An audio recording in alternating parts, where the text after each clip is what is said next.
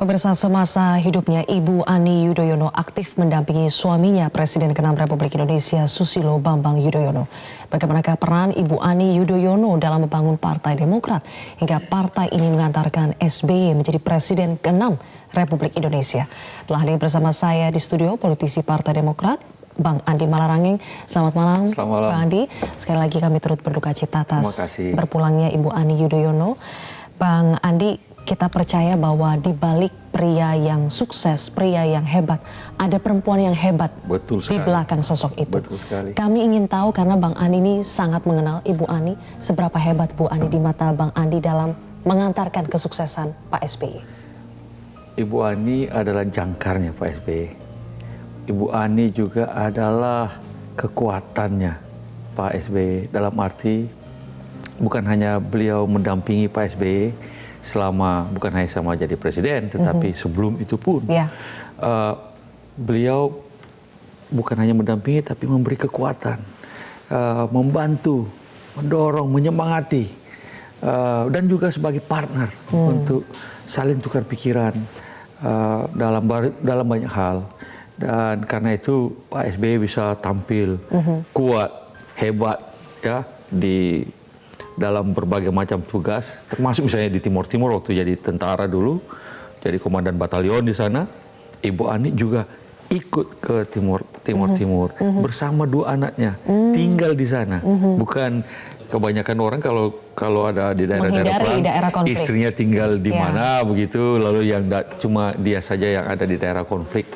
Ini Ibu Ani tinggal bersekolah anaknya di situ. Jadi itulah jangkarnya Pak SBY, dan karena itu memang Pak SBY sangat kehilangan tentu saja, walaupun ikhlas, tapi tentu saja seperti kata Pak SBY, ada lubang besar di hati yang tidak mungkin diisi oleh siapapun, tetapi dia harus ikhlas.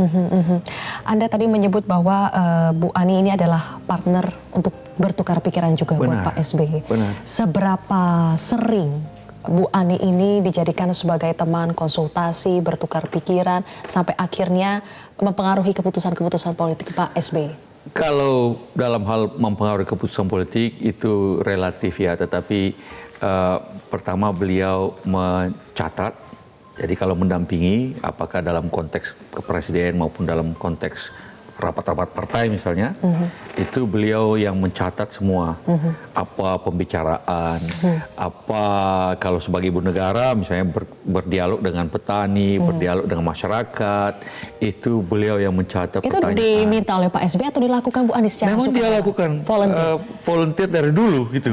Jadi Pak SBY kata, ya Bu Ani bilang, ya nanti Pak SBY kalau dia lupa kan masih ada catatan. Jadi catatannya itu banyak sekali.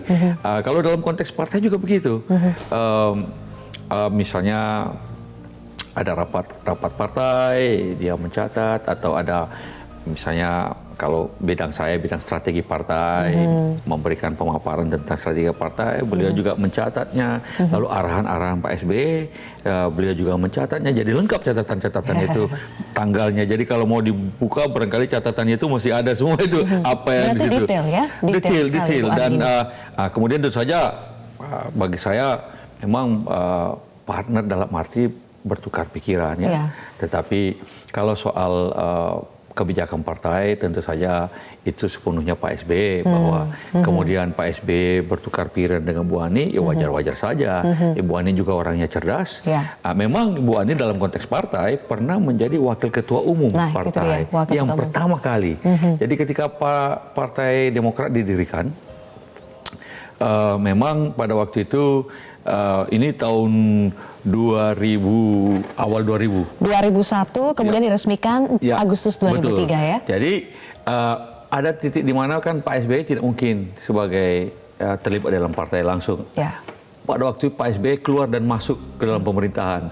Sempat di Pak Gus Dur, lalu kemudian keluar lagi, kemudian sama Ibu Megawati juga keluar lagi. Ada titik di mana karena itu Ibu Ani lah yang menjadi wakil ketua umum. Pak Subur bersama Pak Subur Budi Santoso waktu itu, sehingga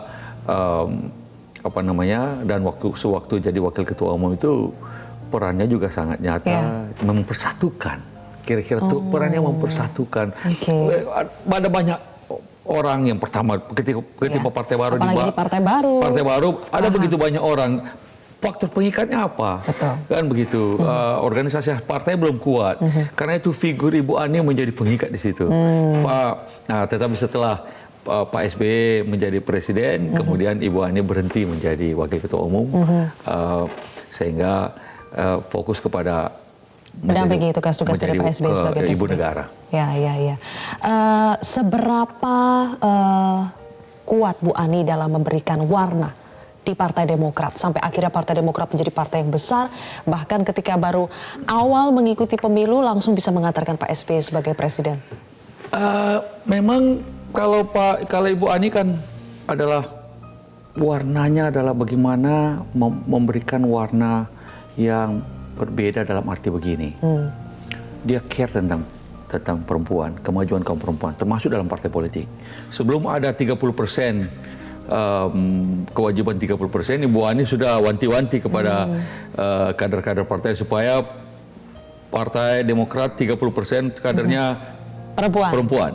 Calegnya juga perempuan. Itu belum ada kewajiban waktu itu sudah Ibu Ani sudah mewanti-wanti lah gitu sebagai wakil ketua umum pada waktu itu, sehingga kita memang karena itu Anda bisa lihat kader-kader perempuan Partai Demokrat di tiap kali cukup besar sekali jumlahnya dibandingkan dengan partai lain misalnya. Itu salah satu warna. Warna lainnya adalah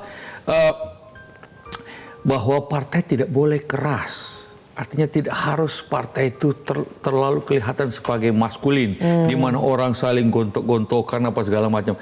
Kelembutan tetap harus ada wajah feminin dari partai yang care, yang kasih, yang sayang dengan rakyat, yang memberikan pelayanan kepada rakyat. Itu bukan karena seringkali partai kan terutama di Indonesia kelihatannya terlalu maskulin. Betul. Sehingga yang kelihatannya seperti mau bentrok. Jadi sentuhan Bu Ani ini membuat Partai Demokrat bisa lebih dekat lah ya dengan masyarakat secara Makanya keseluruhan. salah satunya pendukung Partai Demokrat itu adalah sebagian besar perempuan. Kalau ada survei, laki-laki perempuan lebih banyak perempuan daripada laki-laki. Untuk setiap kali survei tentang Partai Demokrat. Menarik, nanti kita bahas lebih lanjut itu, termasuk juga Bang Andi ketika ada mengatakan bahwa Bu Ani ini adalah jangkar ya. Ketika jangkar sudah tidak ada lagi, bagaimana nanti arah ke depannya? Nanti kita akan bahas, Bang Andi. Kita harus sudah terlebih dahulu, pemirsa. Prime News akan kembali sesaat lagi. Kami lanjutkan kembali, pemirsa, masih bersama dengan politisi Partai Demokrat, Bang Andi Malarangeng. Bang Andi, kalau tadi Anda katakan adalah pemilih Demokrat ternyata kebanyakan adalah perempuan. Betul. Ini adalah faktor Bu Ani atau lebih kepada faktor Pak SBY? Ada memang Pak SBY yang bisa appeal kepada laki-laki maupun perempuan, tetapi pengaruh Bu Ani tidak kalah juga dan tidak kurang juga. Karena coba kita lihat dari akun Instagram Ibu Ani, itu followernya betul-betul hari ini sudah sampai 6,6 juta. Luar biasa. Dan mereka hubungannya direct, dia membalas dan dengan foto-fotonya yang otentik dari dia, dari hatinya. Itu juga Bu Ani sendiri ya, Bu yang Ani membalas sendiri. komentar-komentar Itu akun itu dipegang oleh Ibu Ani sendiri, bukan oleh orang lain. Tidak oleh orang lain. Kalau akun yang lain, akun Pak SBY misalnya tidak dikelola oleh Pak SBY sendiri. Ada adminnya ada gitu ya? adminnya untuk itu. Walaupun beliau mengisinya dan menuliskan SBY kalau itu ditulis sendiri.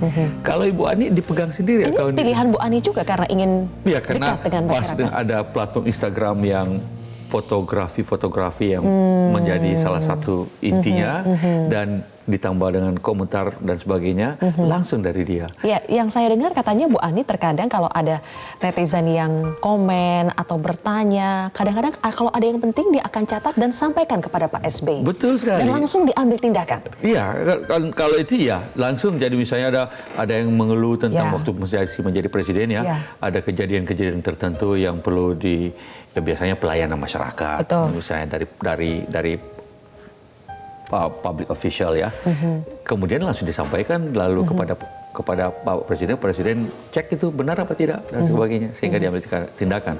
Kalau sekarang malah interaksi, bahkan selama di rumah sakit di Singapura interaksi dengan netizen pada waktu jadi pengobatan itu kemoterapi ada naik dan turun. Ada waktu-waktu dia merasa sehat, merasa kuat, bisa menjawab berbagai macam silaturahmi tidak pernah putus netizen. Ya. Mau upload video ada misalnya matahari terbit dari kaca jendela, merindukan itu dari sosok Bu Ani. Langsung dia yang ambil sendiri dan dia upload sendiri. Kalau begitu Bang Andi, kita merasa begitu kehilangan, apalagi terlebih Anda katakan tadi Bu Ani adalah jangkarnya Pak SBY. Ketika jangkar tidak lagi ada, bagaimana nanti dengan kepemimpinan Pak SBY di Demokrat, kemudian juga arah dari Partai Demokrat akan seperti apa nantinya? Ya tentu itu juga concern kami sebagai kader Partai Demokrat. Kita sayang dengan Pak SBY dan beliau memang kehilangan betul. Dan tapi dia bilang dia ikhlas. Pak SBY bilang saya ikhlas. Tapi tentu saja bagi kami Partai Demokrat, ya tentu saja ini juga sesuatu yang perlu kami akan ya untuk sementara ini barangkali terus menemani Pak SBY sampai Pak SBY adjust dengan situasi yang baru di mana dia harus sendiri, tidak ada pendamping. Kemarin semalam cerita Pak SBY dia tidur, karena nggak bisa tidur, dia panggil cucu-cucunya tidur di tempat tidurnya, tidur bersama di tempat tidur di kamarnya. Biasanya dia tidur bersama Ibu Ani, tentu saja. Sekarang ya dia tidur sama cucu, karena itu mungkin cucu-cucu harus sering-sering Mas Agus dan Mas Keluarga Ibas harus lebih kompak betul lagi. Kami juga sahabat-sahabat Partai harus lebih solid lagi, bersama-sama beliau.